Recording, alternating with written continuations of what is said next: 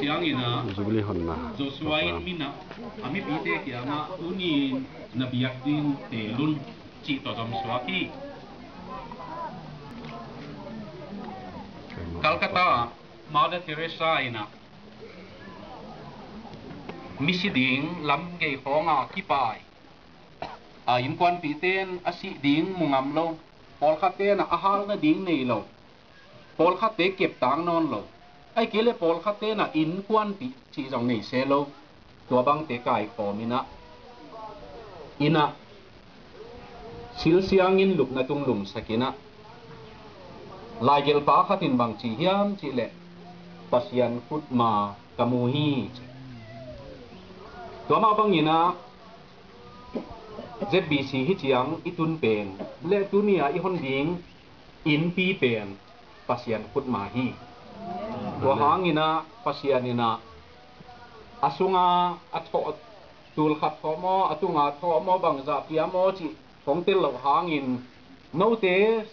tonin to pa pasianin hi in onglam saka tunina eite na ipan khop chiang in hitanong tungin pasian gamjong ipan khop chiang ina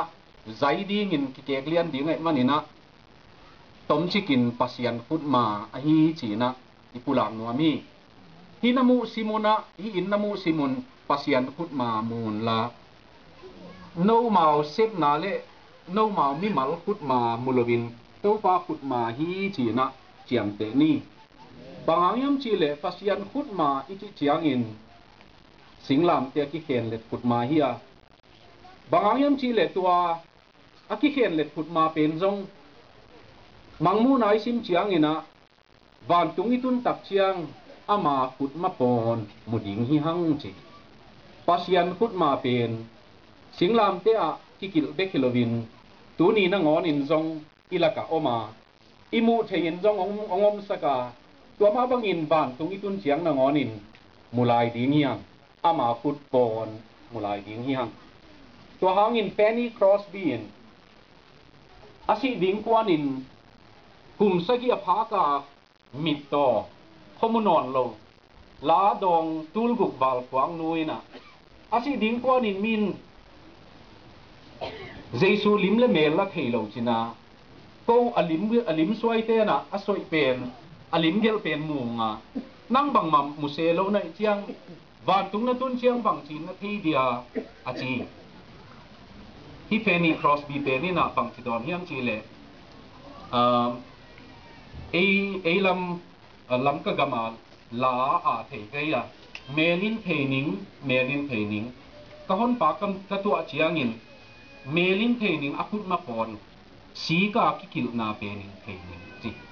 tu ni na hi pasian kut ma hong thei dinga hong pai u le naw te nang ma jong pasian kut ma hi te ong tua pai na ong tua lai hi ong jem lai hi akilem lo teng sui lai hi tua hangina hi in pasian khut ma hong dinga hi thoi manin to pa pasian khut ma ama min thanna dingena a hong hini na ama sai in hong ma soni to